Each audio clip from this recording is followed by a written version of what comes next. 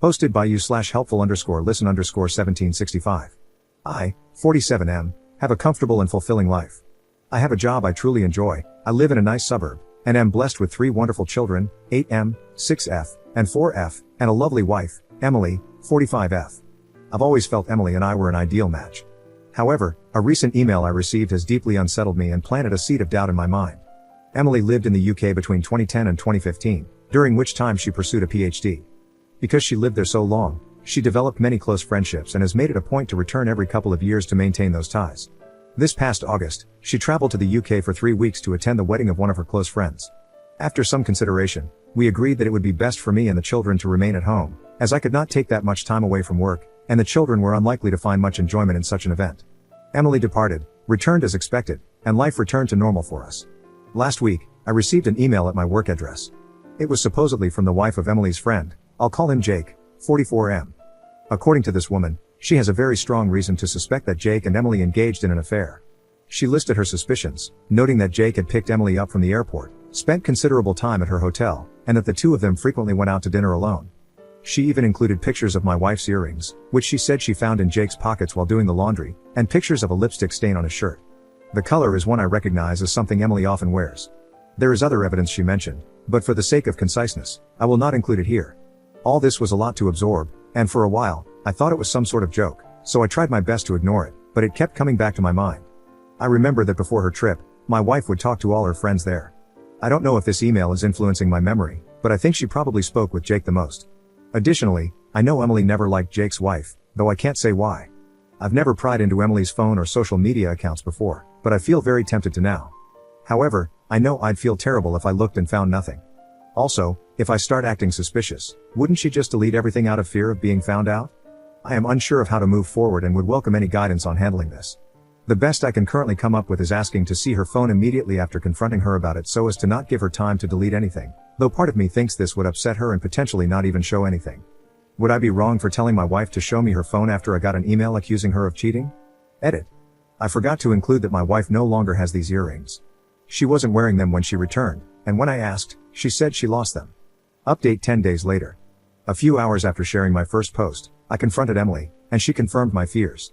She said she's in love with Jake and can't live a lie any longer. She still claims to love me and the kids but says she can't stay with us anymore. According to her, she was waiting for a better time to tell me and the children. Apparently, this has been going on since March, with Jake occasionally flying out here and Emily secretly meeting him. We're getting divorced. Emily is moving to the UK soon. She confirmed that in August, in addition to attending the wedding, she had a job interview and is set to start around the new year. She's already applied for a British visa and plans to live with Jake once she moves. As for custody, Emily is voluntarily surrendering her chance at full custody. She doesn't want to uproot the kids, so they'll stay here in Canada with me.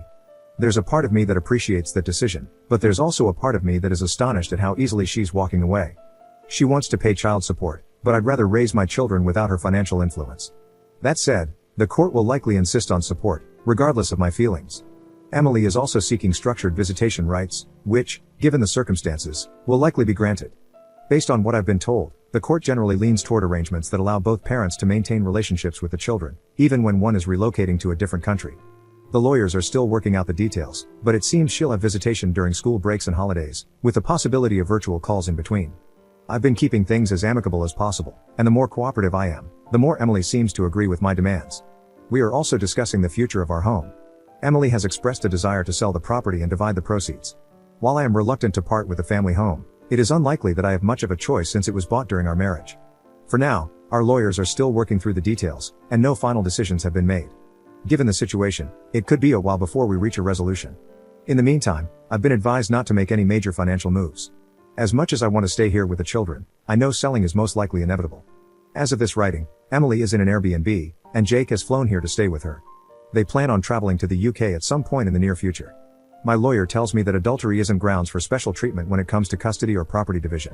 Therefore, it won't influence how assets are divided unless marital funds are directly involved. Emily likely used money from her personal account. Unless it can be proven that she used our joint finances to fund the affair, it's unlikely this will make any difference in court. I have been in regular communication with Jake's soon-to-be ex-wife, Eleanor, primarily through email, and more recently, we've spoken over the phone a few times.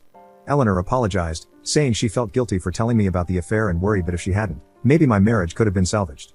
I reassured her that, For me, the gravity of the situation made divorce inevitable, and I'd rather not remain in the dark about something of this significance. She even sent me messages and other evidence of their relationship, but since Emily is openly admitting to the affair, it doesn't really matter in the context of the law. Eleanor has also told me a lot about Jake. Apparently, this is the third time he's cheated on her, and she's had enough. There's no chance of reconciliation this time, she says, and he doesn't seem interested in trying. She mentioned that Jake has zero desire to raise children who are not biologically his, which explains why Emily's not fighting for custody. Eleanor's divorce will most likely be much longer and more drawn out than mine, given that both she and Jake want full custody of their children and can't agree on several other issues. I haven't had much time to process everything. These past 2 weeks have felt like a blur in every way. But one thing I can say with certainty is that I have nothing left for Emily, not because she betrayed our marriage, but because of how easily she's walking away from our children. I never thought I could hate someone I once loved so much. It's a strange feeling. The hardest part of all this is the children. My 2 youngest daughters have started asking why their mother isn't around as much anymore, and it's been very difficult trying to explain the situation to them. My eldest seems to understand a little more, and as a result, he has become quiet and withdrawn. I'm fortunate to have a family that has been incredibly supportive so far. My children have received numerous thoughtful letters from some of their cousins, which I've been reading to them each night. All my siblings have also sent gifts for the kids, and one of my brothers, along with his wife, drove up to visit over the past weekend. My sister-in-law even prepared plenty of food, some of which is still in the freezer. They also kept the children entertained while I met with my lawyer. My other siblings have also offered to come by and look after the kids whenever I need them. Beyond that, my parents have been calling daily to check in on us, and my 78-year-old mother has already made plans to stay with us for 2 weeks in November to help around the house. The collective effort of my family has made this experience much more bearable, and I'm deeply grateful for all their support. To everyone who encouraged me to speak with Emily after my last post, I'm grateful. I was tempted to ignore Eleanor's message, but it kept gnawing at me. Your advice gave me the courage to act. Emily has shown herself to be a liar, and I have no doubt that her idea of a better time was simply when it would cause the least inconvenience for her and Jake.